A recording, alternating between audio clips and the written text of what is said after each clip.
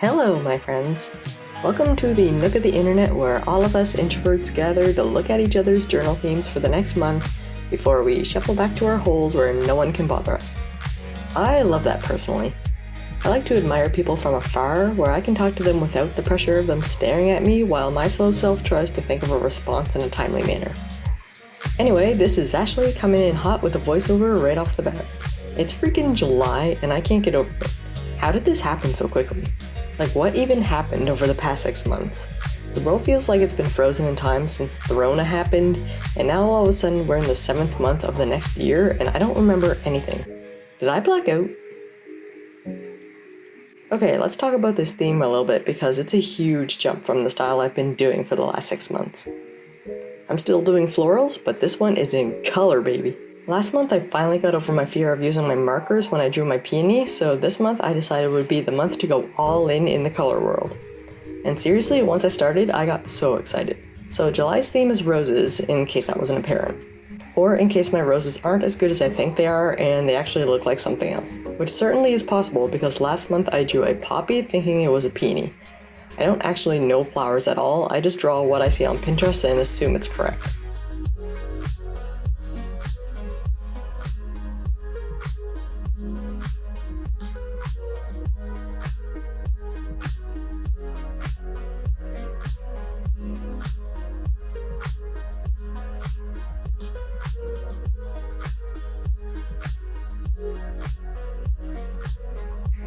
Something else I did with the flowers in this theme is draw these little broken outlines around them, which kind of gives them like this sticker effect. It's totally random, but I kind of like how it turned out.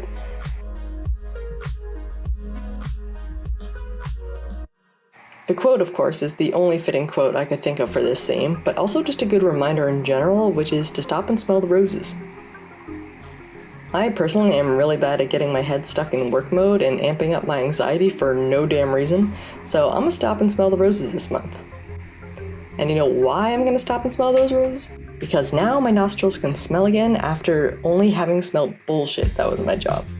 Okay, that was a really bad segue into this topic, but I tried. Metaphors aren't really my thing. But my point is, I quit my job, and I'm so seriously happy about it. I've been wanting to do this for years, but was so scared of the mentality that's drilled into us about always working. You always have to have a job, always have to be working, making money, climbing the ladder, burning yourself out. Now obviously I firmly believe that any and all financial responsibilities have to be met, but there's no reason to continue working at a job that sucks the life out of you. This job was really starting to seriously affect my mental health, and I finally decided to leave it. I decided not to get another job, at least not immediately. And for a few reasons. 1, I have a good chunk of money saved up that can sustain me while I'm unemployed. 2, I haven't not had a job since I was 16 and have been dreaming of some time to myself for ages. 3, I really want to work on my own small business. I'm going to do my best at selling my journals and making a living for myself. It's just something that's so much more meaningful to me. Doing something I love, making money doing it, and getting out what I put into it. Where the only person responsible for what I make is me. Which is both terrifying and motivating. I'm just tired of doing so much work to make someone else rich and barely making any money for it. So if I'm barely going to make any money, it may as well be doing something I like, right?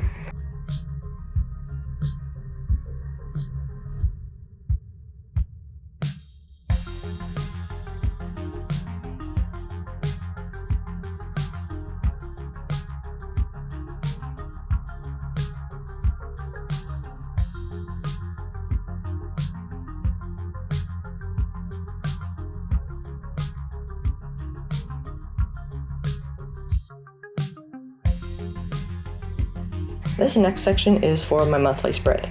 I don't generally bother making a 2-page monthly because, to be honest, I don't really have a lot going on in my life. But I made this one into 2 pages for 2 reasons. The first is because I wanted to make it with a little Dutch door because those are cute. The second is because July is going to be a totally different month for me with not working my 9 to 5, so maybe I'll actually ironically have some more things to write down and dates to keep track of. Who knows? We'll see how it goes.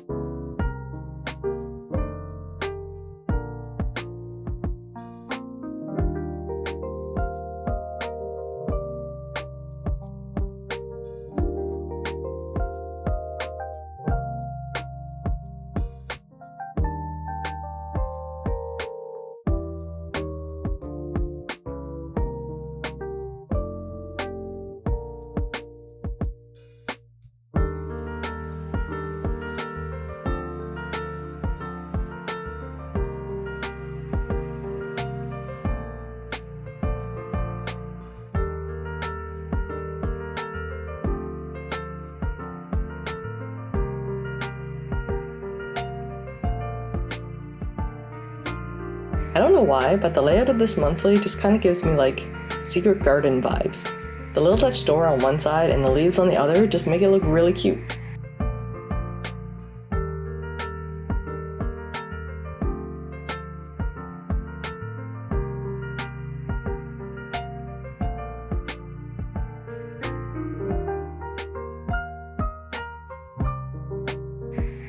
This next page is for my Korean vocabulary.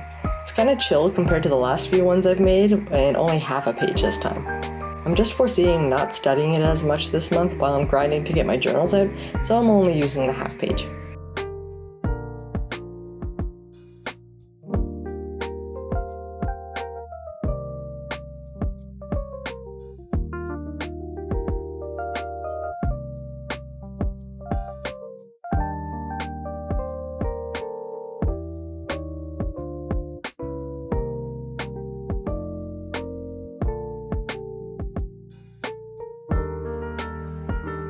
I then went back and cut out the Dutch door and greatly regretted not buying a little X-Acto knife for this fine detail work. Trying to cut out this with scissors was not the best of times. Then I went back to the Korean page to finish it off. A little color, a little washi, a little sparkle sparkle, and voila!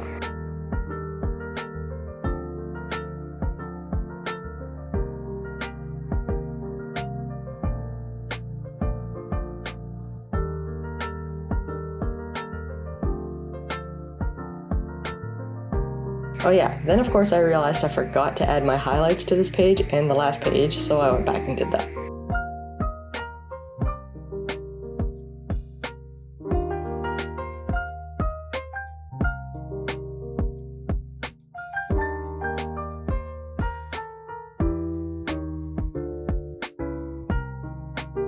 On to the next page. This one is dedicated to health and fitness because I want to make sure I stay on top of that this month. My regular routine will be entirely scrapped since I won't be going to my job every day, so I'm going to need to work on creating a new one. I'm kind of scared about letting my healthy food habits slip and getting lazy. I love going to the gym, and when I was at work I loved going even more because it was the chance to get out of the building and do something I like for a break. But now I'll have the opposite problem. I'm actually going to like doing what I'm doing, so I'm going to need to make sure that I don't just work all day and forget to move. For those of you that work from home, how do you maintain a good balance of work and play and self-care? Any tips would be greatly appreciated because this is so new for me.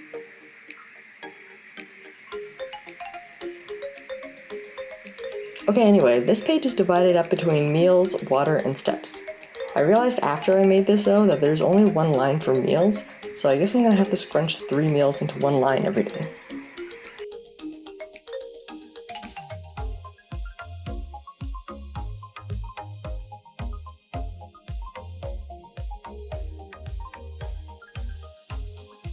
The water and steps portion is inspired by Angie at Hello Bonjournal. She frequently makes a fitness tracker in her journals and they always look beautiful and super functional, so I wanted to give that a try this month.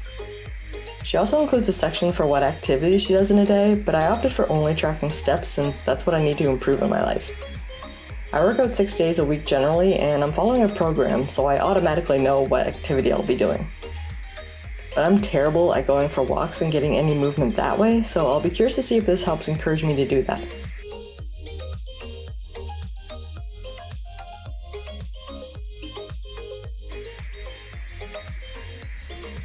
As per usual, here's another check-in page. I'm using the same layout I used last month, which is pretty basic, but it works well and gives me lots of space for writing. I've tried other layouts in the past before and they just don't work as well. I usually end up sacrificing writing space to make it look cute, and that defeats the purpose of the page. Always trying to find that balance of cutesiness to functionality.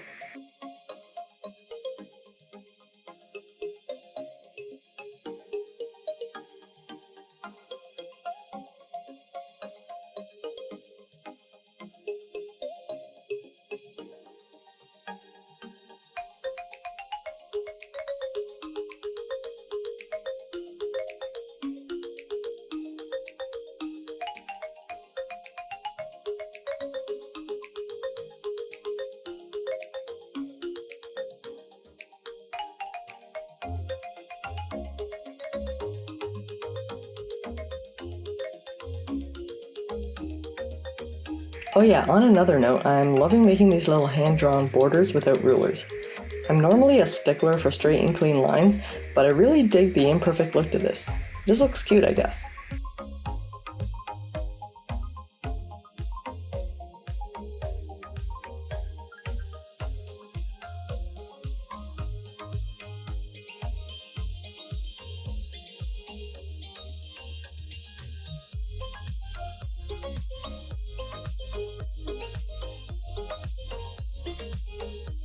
This page is also the same as last month because I'm super creative in my reuse of other people's spreads. But for real, this memories page by Viv at Monday Morning Design is the perfect solution to what I've been looking for. I've made gratitude logs, I've made highlight pages, I've made wins of the month pages, but this is by far my favorite. And literally, as I'm saying this, I just realized two things. One of the reasons I love this page is because it's kind of a combination of the three things I just listed. The page can be for gratitude, accomplishments, and highlights. The other reason is because of the format. When I fill this page in with text and doodles, it looks so good paired up with the washi and boxes. I just love it. And it will definitely be a staple in my journal for a long time to come.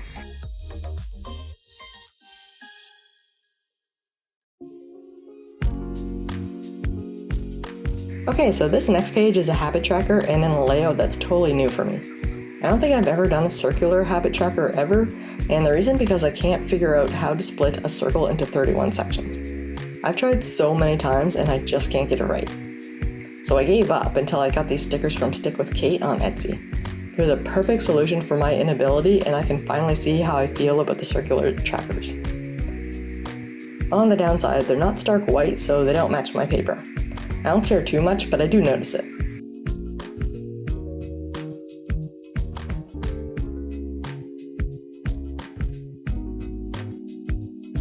I chose two new habits to track for this month, archery and no sugar.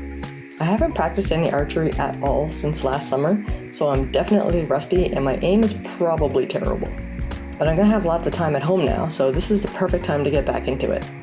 My goal is basically to be Katniss Everdeen, so I need to start practicing. Also, as I mentioned my no sugar goal, I just realized a crucial flaw to this: bubble tea. My husband and I get bubble tea every week, so I'm not about to sacrifice that, so I guess there's going to be at least one gap in my tracker every week.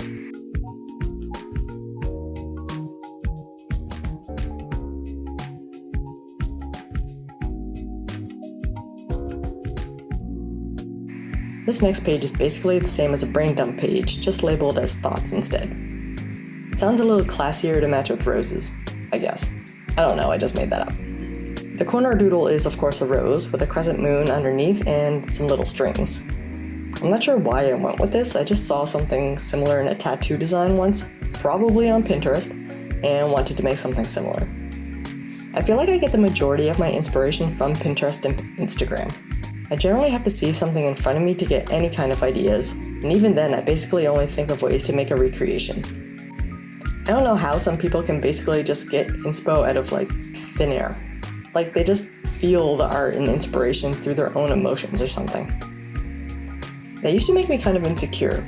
Like I wasn't really an artist because I don't feel emotionally attached to my art. How do I explain that? Like some people can just come up with art or feel inspired depending on how they feel. Because they draw from the heart, I guess, from their own imagination? I've never been that way. I can't just come up with a creative idea and draw it. I see art by other people and then can draw something similar with style changes to make it my own, I guess, but I can't really just create something entirely original. And I mean, I guess art in general isn't entirely original anymore. Most things are a recreation of something. Anyway, this has just been a long ramble to say that I used to feel really insecure about being unoriginal, but I don't care anymore.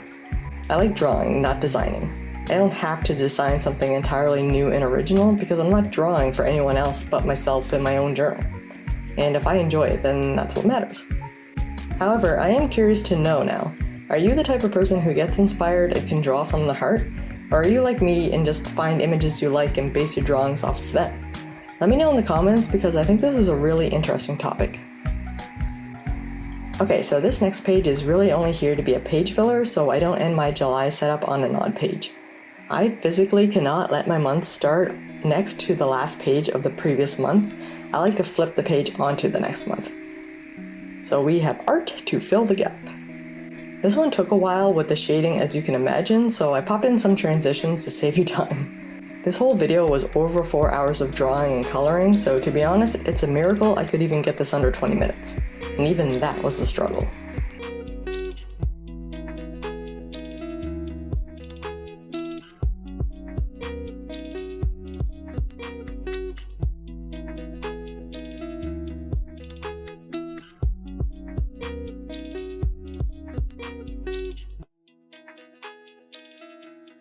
The last page is, of course, the one and only review page.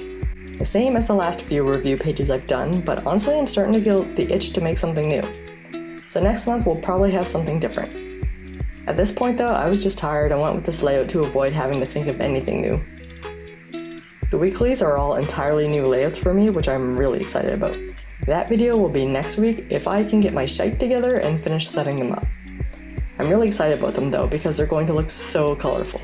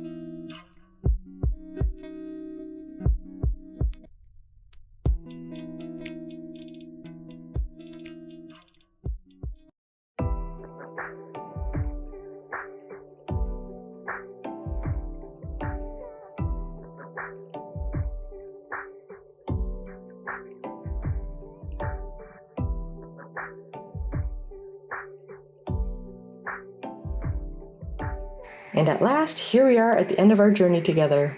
Here's the final flip through of everything done up. As usual, thank you so much for joining me here and watching my video. This one was definitely a time-intensive one, but I enjoyed making it. I hope your July is amazing, and if your hometown is going through the same heat waves that mine is, I hope they don't force you into melting to death. Much love, talk to you soon.